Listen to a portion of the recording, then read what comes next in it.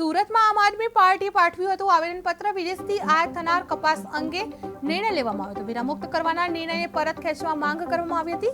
Surat collector વતી મુખ્યમંત્રીને આવેદનપત્ર પાઠવ્યું હતું। ખેડૂતોના હિતમાં નિર્ણય લેવા બાબતે રજૂઆત કરવામાં આવી હતી। કેન્દ્રની ભાજપ સરકાર દ્વારા ખેડૂતોના હિતના વિરોધમાં એક નિર્ણય લીધો છે।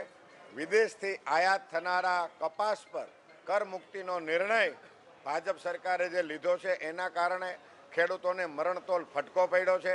આમ આદમી પાર્ટી એનો સખત વિરોધ કરે છે અને માનનીય કલેક્ટર સાહેબશ્રીના માધ્યમથી કેન્દ્ર સરકારને આજે આમ આદમી પાર્ટીની આખી ટીમ એ આવેદનપત્ર આપવા માટે આવી છે કે ખેડૂત વિરોધી આ નિર્ણય, કપાસની આયાત ઉપરની કરમુક્તિનો આ નિર્ણય ભાજપ સરકાર તત્કાળ પાછો ખેંચે અને ખેડૂતોના હિતના સહયોગમાં હિતમાં આ નિર્ણય લે કે કપાસ ઉપર આયાત થનારો જે કર છે એને ફરીથી કાયમ રાખવામાં આવ્યો છે।